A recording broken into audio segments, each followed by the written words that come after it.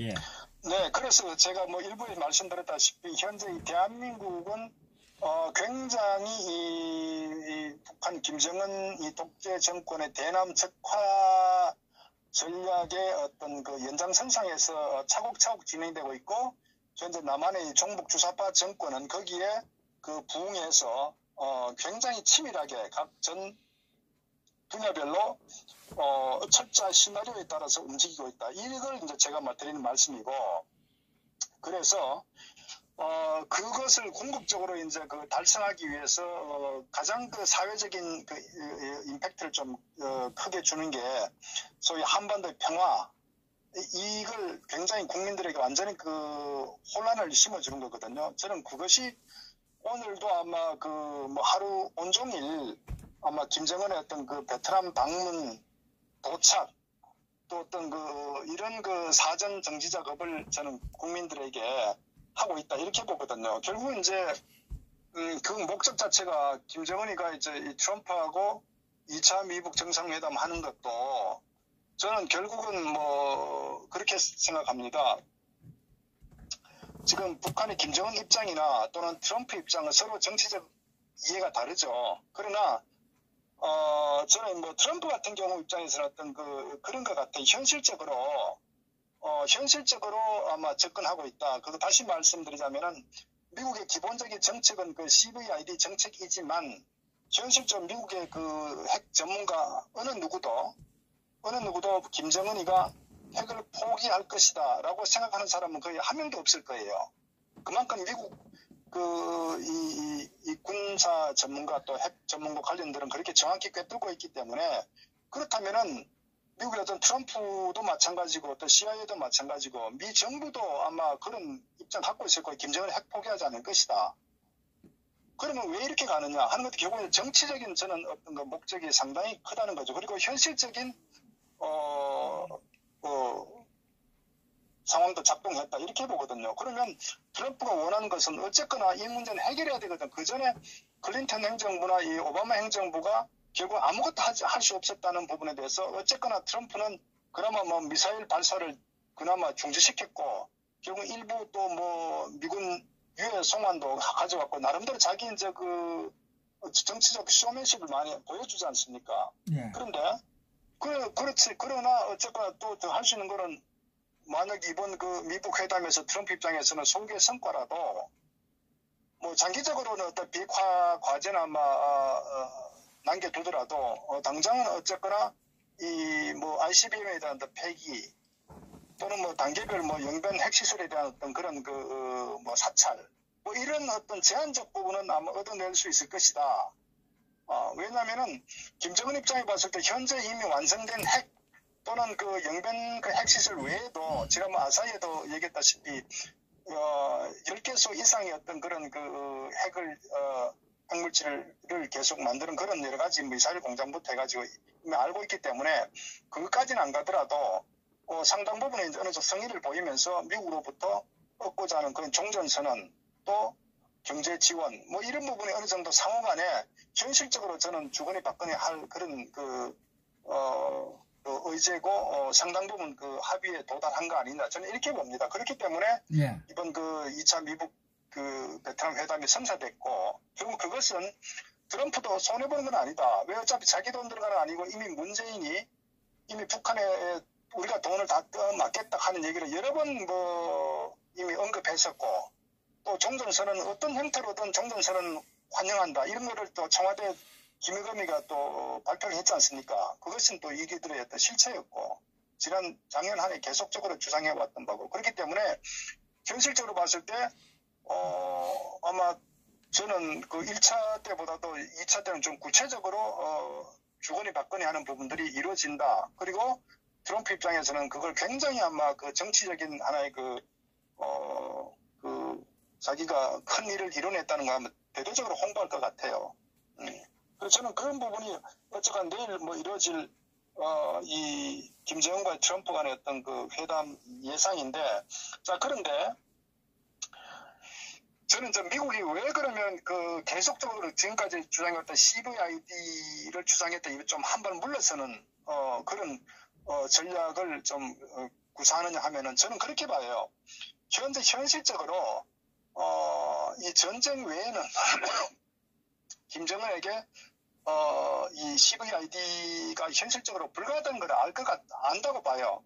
그렇다면은 저는 이런 생각입니다. 일단은 그 전략을 단기 전략과 장기 전략으로 나눈 단기 전략은 어쨌거나 현실적인 미국의 위협이 되는 어떤 그 ICBM을 폐기 그리고 영변 핵시설을 어느 정도 그 사찰해서 중지시키는 정도로 어느 정도 하고 지금 북한의 어떤 개혁 개방 정책으로 가져가면서 저는 장기적으로는 어떤 그 CVID를 달성하는데 다만 그 CVID가 결국 이제 북한을 적의 개념보다는 수교한다거나 어떤 그 경제적 지원을 통해서 북한을 개혁 개방을 끌고 가면서 이 북한 정권을 대외 의존도를 높여는 전략, 소위 말해서 이제 개혁 개방 정책으로 하면은 경제적으로 대외 의존도 커지거든요. 예. 그리고 또 수교가 이루어지면 어쨌거나 개혁 개방이 되기 때문에 결국 그렇게 되면은 북한의 독재 정권도 결국은 어떤 그 정치적인 정치 정적을 어느 정도 또 용인할 수밖에 없거든요. 저는 그래서 북한의 어떤 개혁 개방을 끌고 오면서 자연스럽게 북한 내부의 어떤 그 정치적인 반대 세력도 좀 이게 유지시키면서 그를 통해서 아마 결국은 북한 내부가 변할 수밖에 없고 저는 뭐 그렇게 되면은 결국은 이 김정은 갖고자 하는 게 어떤 리비아 가다피가 어떤 몰락을 가져왔던 또는 이라크의 후세인의 어떤 그 말로 같은 이런 그 기대를 할 수도 있다. 저는 이렇게 봐요. 그 전략적인 어떤 변화죠. 예. 궁극적으로 북한 핵을 없애는 데는 강압을 통해서 하는 방법이 있는데 그것 현재는 간단치 않으니까 저는 현재 할 수 있는 것과 장기적으로 할 수 있는 이런 그 전략 정책을 저는 가져가고 있다. 이렇게 판단을 하고요. 또 그렇게 현실화될 가능성이 상당히 크다. 그래서 이제 미국 그런 이제 정책으로 가는데 김정은 입장에서 또 어떠냐 그걸 모르냐 알겠죠. 그리고 이제 김정은 같은 경우도 개혁개방 정책 갔을 때 자기 어떤 독재 체제가 위협을 받을 수도 있다는 걸 압니다. 그런데 저는 김정은은 한편으로 또 동시에 추진하는 게 이 남한에 대한 그 적화 소위 사회주의와 연방제로 가게 되면은 어쨌거나 자기 체제가 무너지는 걸 어느 정도 저는 방어할 수 있다고 또 김정은은 전략적 판단을 할 수 있을 것 같아요. 그렇기 때문에 이번에 2차 미국 싱가포르 회담, 이 베트남 회담 후에 일단 그 한반도의 큰 변화는 어쨌거나 이제 이 한반도 평화라는 이런 허구적 메시지를 확대 저는 선동할 것이고 그러면서 이 대한민국의 어떤 연방제로 가고자 하는 그런 이 작업이 굉장히 좀 속도감 있게 가져가면서 저는 북한이 결국은 전쟁이 아닌 이념적으로 이 대한민국을 작용화시키면서 연방제로 가게 되면 결국은 저는 김정은의 어떤 어떤 체제 자체가 생각보다 오래 갈 수 있다. 이런 저는 북한의 어떤 판단 아닌가 이래 봐요. 그러니까 미국의 생각도 나름대로 일리가 있고 또 김정은도 나름대로 자기 체제 유지하기 위해서 하루빨리 대남 적화 소위 남북 간의 어떤 연방제 실현을 통해서 사회주의로 가게 되면은 상당히 공고한 어떤 위치를 가져갈 수 있다. 저는 이런 부분들이 앞으로 상당히 진행될 것이다. 저는 그렇게 봅니다. 그래서 한편 안타까운 게 현재 대한민국이 우파 정권 같으면은 사실 김정은 체제를 무너뜨릴 수가 있는데 좌파 정권이 지금 버티고 있기 때문에 결국은 지금 어쨌건 보면 이제 1차적인 비핵화에 대한 어떤 자기들 이런 협상 전략하고 어떤 궁극적 CVID는 결국은 어떤 좀 정치적으로 좀 미뤄지는 저는 그런 상황으로 지금 전개되고 있다 이렇게 봅니다. 참 염려가 참 많이 되고 지금 정치 게임하는 거예요. 제가 한마디 쉽게 말씀드리면은 그러니까 이제 정면 승부는 피해가는 겁니다. 쉽게 가면은 그러니까 미국은 단기적으로 자기 얻는 걸 또 얻어내고 전국적 CVID는 북한을 이제 개혁 개방을 끌고 가면서 소위 리비아 가다피나 이라크 후세인이 당했던 것처럼 결국은 이제 개혁 개방하게 되면은 이게 대외 의존도가 커지거든요. 북한 같은 경우에 대외 의존도가 커지면은 결국은 북한이 사실은 이제 굉장히 코너에 몰리는 상황이 되는 겁니다. 그 반면에 김정은도 그걸 알죠. 그런데 그거를 이제 남한을 먹어버리면은 상대적으로 이 김정은은 또 자기 체제를 어느 정도 또 지속할 수 있는 그런 또 정치적 그 환경이 조성되기 때문에 이런 부분들이 저는 앞으로 어떤 그 벌어질 하는 정치 게임 아닌가 이렇게 저는 판단을 하고 있습니다. 그래서 이 대한민국의 소위 그 보수 우파 정당의 역할이 굉장히 중요하다는 거예요.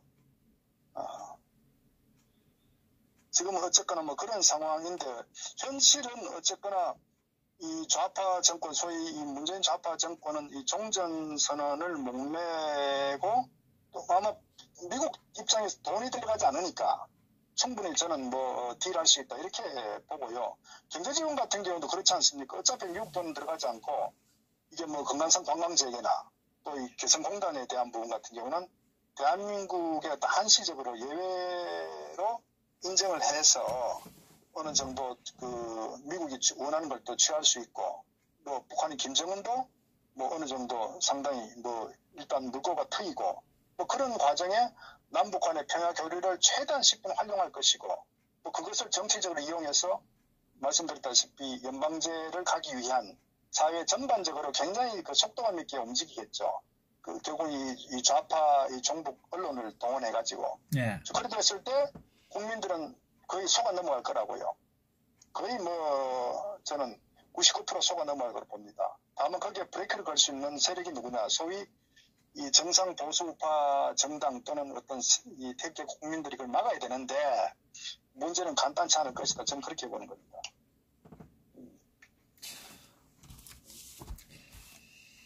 이 김정은 체제를 그 추종하고 있고 지금 이 문재인 좌파 정권은 만약에 이 사회주의가 된다면, 적화가 된다면 이 사람들은 살아남을 수 있나요? 이렇게 보면 돼요. 사실은 이게 참 무서운 게 뭐냐면요. 예. 연방제라는 개념은 사실 우리 어떤 그 보수 우파 국민들에게는 굉장히 거부감의 어떤 그런 용어 단어거든요. 예. 그런데 우리가 표현을 살짝 바꿔가지고 현재도 어떻게 보면 상당 부분 그 사회주의와 모든 전 분야가 되고 있어요. 말씀드렸다시피 이 산림유치원을 그 국립화, 국영화한다는 자체가 이게 사회주의거든요. 그런데 일반 국민들이 인식 못하잖아요. 예. 그러면 그게 이제 그런 것들이 사회 전 분야에 걸쳐가지고 우리도 인식하지 못한 상태 가져가는 거예요. 그런데 시간이 보면 이미 사회주의가 되어 있는 거예요. 그러니까 경제 분야 같은 경우도 소위 말해서 이 노조가 경영에 참여한다는 자체가 그것이 바로 어떤 기본적인 이 자본주의 경제를 정면으로 위배하는 거거든요. 그런데 일반 국민들은 노조가 경영에 개입한다. 뭐 문제 있습니까? 이렇게 우리도 모르는 사이에 하나씩 이렇게 진행되고 있는 거예요. 그러니까 관심 없는, 그러니까 직접적으로 관여하지 않는 부분부터 그 최소화시켜서 그것부터 착착하고 있는 거죠. 지금 그러면 익숙하게 만든다고 우리가 매일매일 살다 보면 자기 어떤 일은 큰 변화가 없는 거예요. 그러나 제도적으로 이게 정치, 경제, 사회문화 제도적으로 하나씩 이렇게 우리도 모르게 이미 진행돼 버린 거예요. 그러니까 지금 말이 소위 말씀드렸다시피 수자원 공사가도 공공기관 아닙니까? 예. 그런데 이 노조가 경영에 개입할 정도로 공식적으로 이거를 완전히 문을 열어본다는 거 아닙니까? 공공기관을 그리 한단 말이에요. 그럼 북한 같은 경우도 소위 모든 국가가 통제하지 않습니까? 그래서 소위 말해서 어떤 이 교육 같은 경우도 이 공교육 중심으로 이 사립 교육에 대해서는 굉장히 그 문제점을 확대 해석해가지고 그 공공으로 자꾸 몰고 간다고. 그렇기 때문에 얘들 어떤 평준화시키는 국가가 또 개입하고 그러니까 어떤 공무원들을 많이 어떤 채용하는 것도 일종의 국가가 통제하는 이런 방향 가고 있거든. 그러면 현재 국민들 어느 누구도 이것이 과연 사회주의로 간다고 구체적인 물증을 갖고 있는 게 아니기 때문에 그냥 우리가 모르게 흘러가고 있는 거예요. 그러면서 어느 정도 시점이 됐을 때 이미 완성이 돼버린단 말이에요. 그 다음에 그것이 이 사회주의와 선언이거든요. 그리고 이 연방제 같은 것도 말 다른 쪽으로 바꾸면 돼요. 우리 민족끼리 어떤 평화라는 측면 봤을 때 통일, 통일과 평화를 가져오기 때문에 그게 제도적으로 남한에서 우리가 좀 개정해야 될 부분이 있고 그렇게 어느 순간에 그렇게 그 정치적 선언을 하는 겁니다. 그게 적한 거예요. 그래서 이 부분이 얘들이 굉장히 좌익들이 이 공산주의 세력들이 굉장히 잘하는 게 인간의 심리나 이 조직을 하나씩 굉장히 그 국민들이 이 모르도록끔 그러나 시간이 지났을 때 이미 그게 이제 공산화 돼버린 거예요. 분리시키죠. 그것을 좌익이 굉장히 잘한다고요. 예, 분리시키고 이슈화를 다른 데 돌리고 이것을 완성시키는 지금 뭐 보다시피 5.18 이것을 번쩍 들고 일어나는 이유는 그 자기들의 치부를 가리기 위해서 하고 있는 거 아닙니까? 이런 식의 물론 그 정치적 의도도 있죠. 뭐 그런 측면도 있고 또 한편으로는 어쨌거나 이제 그 보수 우파 세력을 완전히 그 입에 자갈을 물리도록끔 전혀 힘을 못 쓰도록끔 이슈화 시켜가지고 완전히 그 결국 이제 뒤에 고도의 어떤 자기들의 정치적 어떤 그 의도가 지금 내포되어 있기 때문에 어쨌거나 우리가 하나 확실히 인식해야 될 부분이 지난 2년간 그 전체적으로 국방안보 같은 것도 보십시오. 이 정상적으로 보면은 있을 수가 없지만은 이미 경계가 허물어졌지 않습니까? 이 GP 같은 경우에. 그러면서 뭐 한강 이남 하구 같은 열어버렸죠.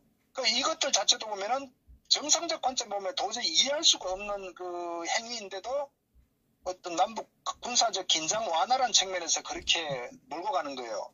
그런데 실질적으로는 큰 틀에서 보면은 결국 대남 적화 노선에 어떤 그런 가는 과정 연장선상에서 하나씩 허물어지고 있기 때문에 이미 철조망 같은 데다 허물어 버렸을 거야. 아마 서해안 동해안 같은 경우도.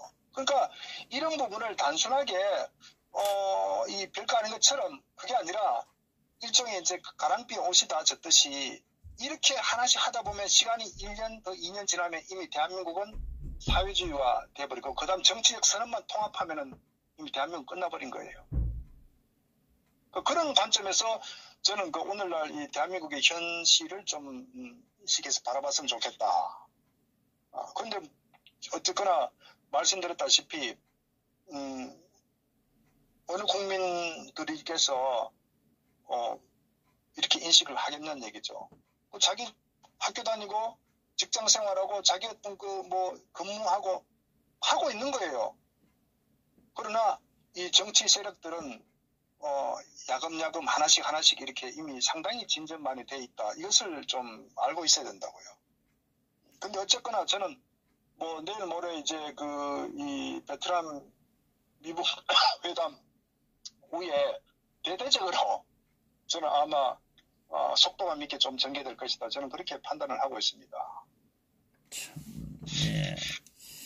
그러니까 제가 참 안타까운 거는 이런 그 상황을 소위 보수 정당이 자유한국당의 어떤 정책을 하는 뭐 전략 같은 간에 또는 뭐 정책이 쪽이든 이렇게 보면은 원내대표도 마쳐 보면은 너무 한심스러운 거예요. 이거를 정말 보면은 이 브레이크를 걸어주고 이 실체를 알려주고 정말 그 현장 투쟁하고 해야 되는데 결국은 제가 볼 때는 진짜 저들의 의도도 굉장히 좀 뭐 무섭지만은 도대체가 그 통제할 수단이 지금 없다는 게 너무 지금 안타까운 거죠.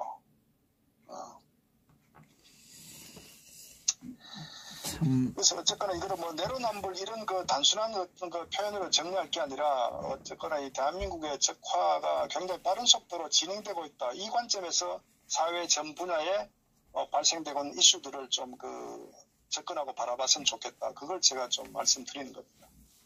착착 진행하고 있다. 구석구석에서 지금 이 사립 유치원 이 부분도 마찬가지 아닙니까? 거기에 해당되는 사람만 그거 하고 나머지 국민들은 그죠? 그럼요. 예, 이런 식의 어떤 그 진행을 하고 있기 때문에 모르고 있다니까. 어느 날 선언하면 사회주의 공산국가야 그뭐 그날 공산국가 되는 거지 뭐 이렇게 하다가. 그러니까 이게 이제 유치원 같은 경우도 사립 유치원을 점점 축소하고 전부 이제 그 국가에서 어떤 관리하는 형태로, 그 북한도 그렇게 하지 않습니까? 그 다음에 의료보험제도 같은 거 맞죠? 의료제도 같은 경우도 쉽게 보면은 이게 이제 민간보험, 사보험을 또 도입한다거나 또는 또 수가 같은 경우도 이제 뭐 정부 보험에 들어갈 것도 있고 또 자부담해야 될 것도 있고 민간 영역 부분도 있는데 이걸 전부 다 어떻게 합니까? 공공의료보험으로 다 예속시켜버린다고요. 그러니까 사실은 우리 박근혜 대통령 정부 시절에는 이 보험 그 흑자가 한 20조가 넘었을 거예요. 보험 이 예산 부분에다 운영 어떤 부분이. 그런데 결국 이제 문제 2년 접어들면 적자로 돌아서 버렸잖아요. 왜? 소위 어떤 그 모든 그 치료나 진단 부분을 전부 다 보험 그 테두리 다 집어넣어 버린 거예요. 그러니까 이제 의료계에서도 지금 비판하고 들어오는 게 뭐냐면은 환자가 병원 갔을 때 만약에 뭐 초음파 같은 게 일반이었단 말이에요. 그러면 10만 원을 받았어요. 그런데 정부에서는 모든 걸 의료보험으로 집어넣으니까 그냥 좋은 거죠. 무상의료처럼. 그러나 그 10만 원 받던 걸 5만 원을 이렇게 책정을 해버린 거예요. 정부에서. 그러니까 의사들은 내가 의료보험 전에는 10만 원 수익을 창출했는데 의료보험이 돼서 5만 원 하니까 이제 소득이 줄어드는 거예요. 그러니까 의료계에서 반발하죠. 그런데 또 뭐냐 모든 그 의료보험 재정 예산을 정부에서 다 지원해버리니까 그 재정이 또 이렇게 펑크나는 거예요. 그래서 지금 20조 흑자가 적자로 돌아서는 거라고요. 이것이 바로 무상의료, 무상복지에 가는 과정 아닙니까? 그러니까 지금 최근에 또 얘들 각 어떤 뭐 여러 가지 예산을 슈퍼 470조 슈퍼 예산을 하는 것도 결국 국가가 모든 거를 통제하고 하나의 예산 배분을 하고자 하는 이런 이 국가 중심의 어떤 방향을 가고 있다는 이런 전체적 부분을 그렇게 지금 우리가 봐줘야 되는 거예요. 그러니까 모든 공공 부분이든 이거 민간 부분이 이제 완전히 사라지는 거예요. 공공이 확대되면서 그것이 국유하고 국영화하고 그게 사회주의고 공산주의 아닙니까? 그러면서 언론에 대한 언론을 차단시켜버리잖아요. 언론이 이미 장악된 상태. 그러니까 유튜브 같은 개개인 어떤 이 표현의 자유조차도 통제해버리지 않습니까? 그러니까 여가부 같은 경우도 어떤 심사 기준을 나름대로 뭐 데미지 어떤 여러 가지 등등 해가지고 통제하는 이 상태 가고 있잖아요. 그러니까 언론이 공공은 이미 언론 통제됐지 않습니까? 요번에 뭐 자한당 이 대표 경선 같은 경우도 보면은 결국은 5.18 사건도 마찬가지고 저들이 원하는 쪽으로 언론 방향을 몰고 가잖아요. 그러니까 소위 이 보수 정당의 어떤 당대표 경선 최고위 경선인데도 김준규 젊은 최고위 같은 경우도 완전 융단 폭격을 가지고 인간 말종으로 만들어버리잖아요.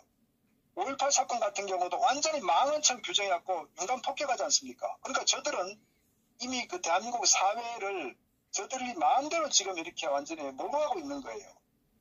사회가 이렇게 돼 있다고요. 그리고 저들이 하는 어떤 부정행위, 여러 가지 부분에 대해서는 전부 입 닫고 그냥 일방적으로 지금 그래서 우리가 저희가 좌파 독재 정권이라고 하는데 결국 그것은 뭐냐면은 이 사회주의로 하기 위해서 자신들 걸림돌 되는 걸 전부 다 적벽 규정하고 자기들의 어떤 숨길거는 전부 다 그냥 듣지 않고 일방적으로 가고 있는 거예요. 그러니까 이게 이제 왜 그러냐? 그것이 바로 사회주의로 공산주의 가고자 하는 저런 그런 검은 마수의 어떤 지금 흐름에서 가고 있다. 이렇게 우리가 지금 봐야 되는 거예요. 어쨌거나 제가 드린 말씀 앞으로 개별 사건에 대해서 접근할 때 왜 이러지? 내로남불 이건 아니고요. 그 차원을 훨씬 넘어가가지고 사회주의로 가기 위한 모든 각 분야가 하나씩 철저하게 지금 진행되고 있다. 이렇게 봐야 되기 때문에 이걸 막아야 되고 들고 있어야 된다고. 그러니까 어떤 불복종 어떤 그런 운동을 저는 전개해야 된다. 그렇게 그래서 사실은 현재 우리가 그럼 할 게 뭐냐? 소위 이 드루킹 사건의 특검도 반드시 관철해야 되고, 소위 뭐 자한당의 당대표 누가 되든 간에 반드시 관철해야 되고, 이 5.18 사건에 대한 것도 반드시 저는 정면 돌파해야 된다. 저는 이렇게 보는 겁니다. 왜? 이거는 이제 사활에 걸리는 하나의 이념 전쟁으로 봐줘야 되지. 단순하게 개별 사건으로 언론이 국민 여론이 어떻다 이렇게 하면 안 돼요. 저는 지금 같은 그런 상황에 우리가 놓여 있다는 것을 제가 말씀드립니다. 제일 먼저 지금 우리 박사님 말씀을 들으니까 제일 먼저 파괴를 시켜야 될 게 자한당이네요.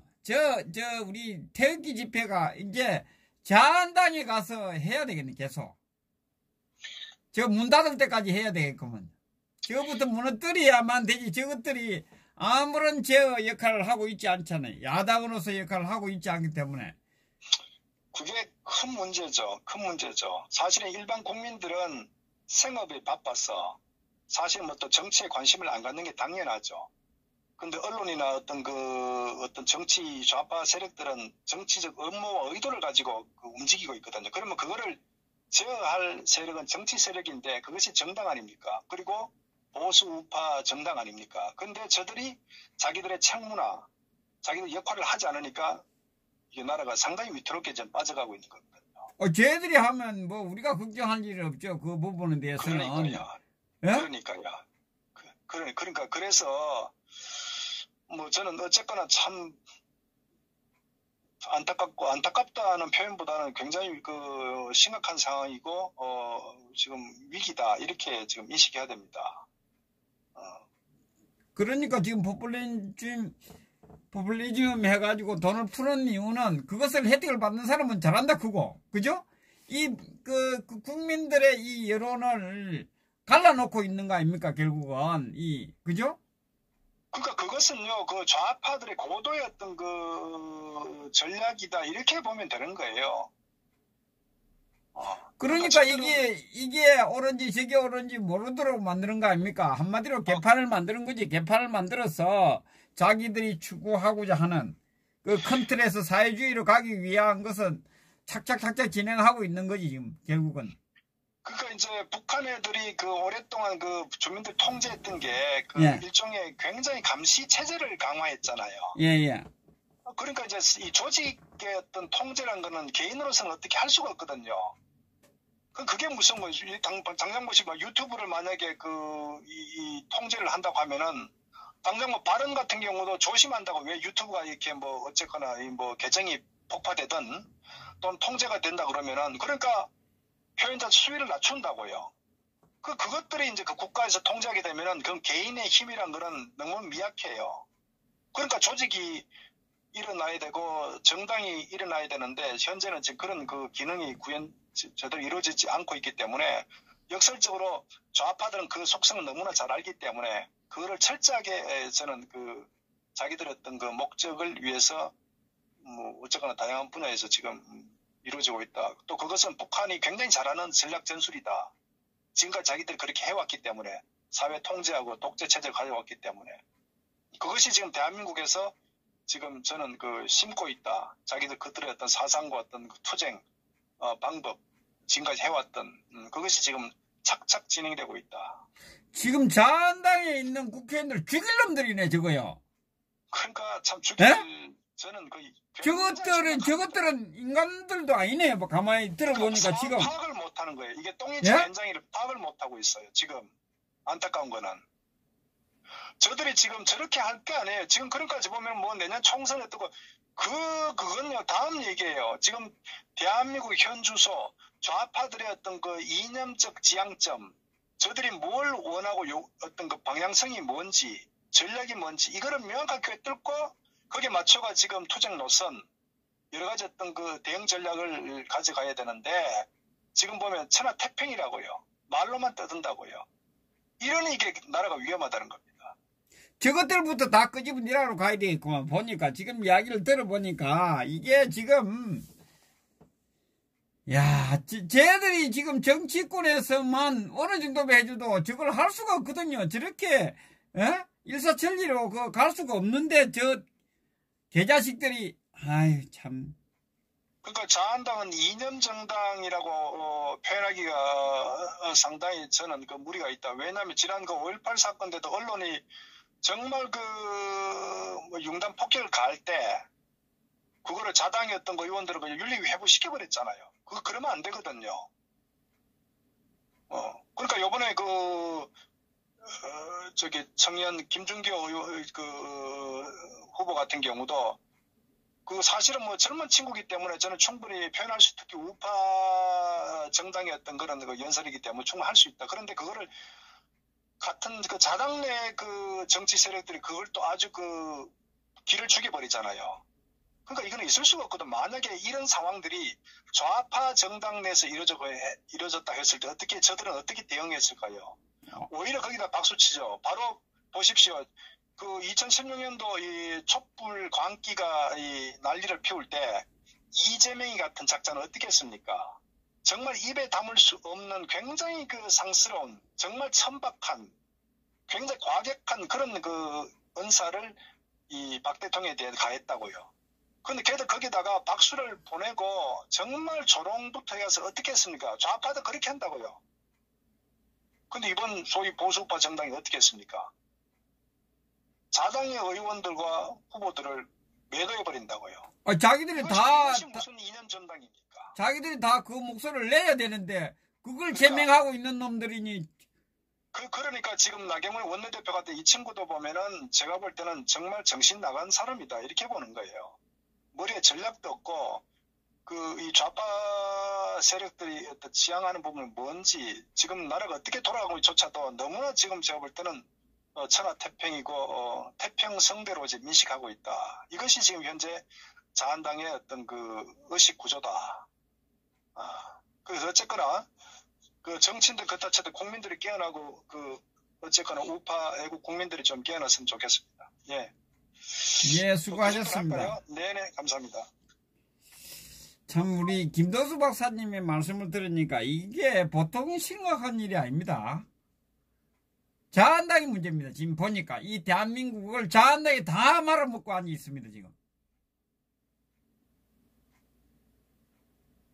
여러분들이 생각할 때 우파가 아니다 하고 그것이 아니라니까. 지금 이게 우리가 보니까 우파 좌파 이런 차원이 아니에요.